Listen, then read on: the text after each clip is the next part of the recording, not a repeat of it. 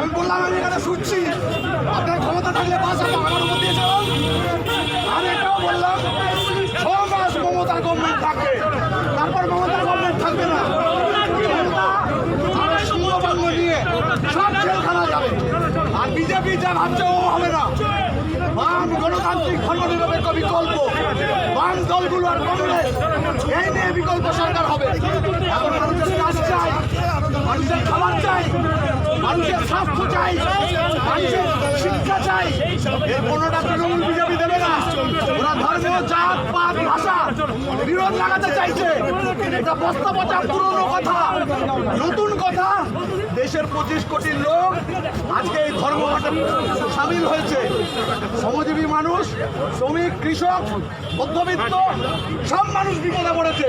এই যে পুলিশে কাজ করে সিভিল ভলেন্টিয়ার 8,500 টাকা মাইনে পায়।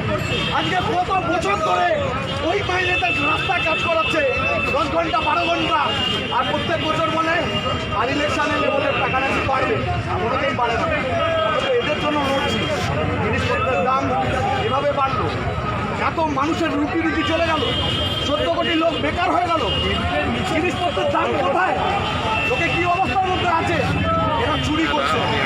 আরোদা আরো সাধু সাজছে। নোটবন্দিতে কে বেনিফিটেড? কোথায় গেছে টাকা? পিএম-কেয়ার কোন প্রাইভেট ফান্ড? তার জন্য ওই টাকা নির্বাচনী বন্ড। একদিন এই দুজনকেই এই সব তদন্তের মুখোমুখি হতে হবে। রাষ্ট্রায়ত্ত কলকারখানা আম্বানি কিনছে কি করে? সব যাচ্ছে আদানির কাছে কি করে? ব্যাংক কি করে বেসরকারি করবার জায়গায় যাচ্ছে? কর্পোরেটকে কি করে অধিকার দিচ্ছে ব্যাংকের মালিক হওয়ার? নিজে ব্যাংক খুলবে, জনতা টাকা রাখবে, তার থেকে নিজেই ধার নিয়ে শোধ করবে না, জনগণকে বিপদে ফেলবে। এই দাবি হ্যাঁ বন সফল। সেটা এয়ারপোর্ট একদম গেট, ভিআইপি রোড আর যশোর রোড। আপনি দেখুন কটা গাড়ি আছে, কি মানুষ আছে।